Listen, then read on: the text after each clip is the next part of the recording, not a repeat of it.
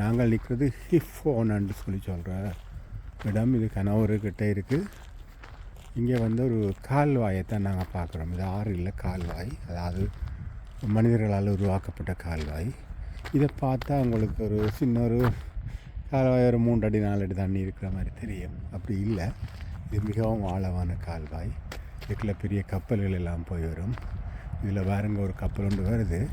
அந்த கப்பல் வந்து சரியாக நிரம்ப சாமான்களை ஏற்றி கொண்டு வரதால் ஞாபகம் பூரா உள்ளுக்கு அமர்ந்து அந்த என்னென்னு சொல்கிறது அமர்த்தப்பட்டு அல்லது அமிழ்ந்தாண்டா அது ஃபுல்லாக உள்ளுக்கு போகிறதான் அமிழ்ந்து நினைக்கிறேன் இருக்குது.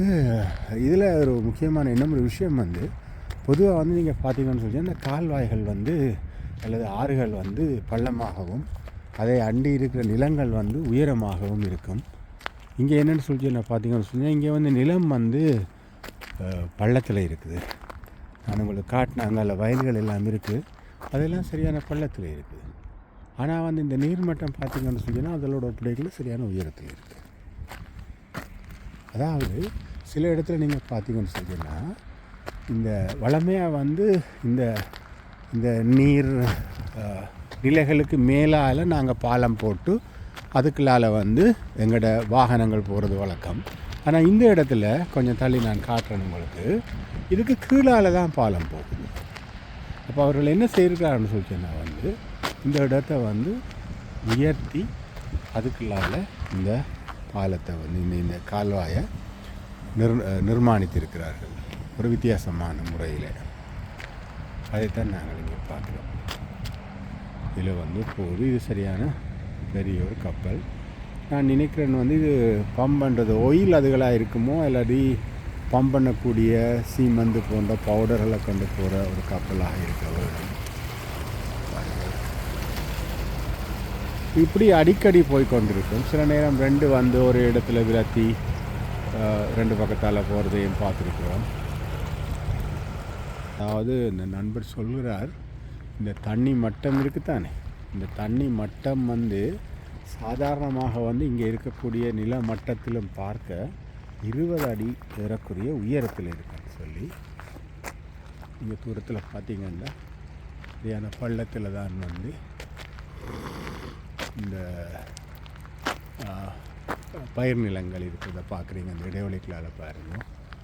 எங்கட நாட்டில் நீர்ப்பாசன குளங்கள் கூட அவ்வாறு ஒரு உயர்ந்த இடத்தில் தான் அமைக்கப்பட்டிருக்கும். அப்போ தான் வந்து அந்த என்னென்னு சொல்கிறது அந்த நீர்ப்பாசன குளத்தில் இருந்து எந்த விதமான, அதாவது நாங்கள் பம்ப் பண்ண வேண்டிய தேவை இல்லாமல் வெறுமனே வந்து நாங்கள் அந்த என்னென்னு சொல்கிறது அந்த நீர் வாய்க்கால்களுக்கு கூடாக பயிர் நிலங்களுக்கு வந்து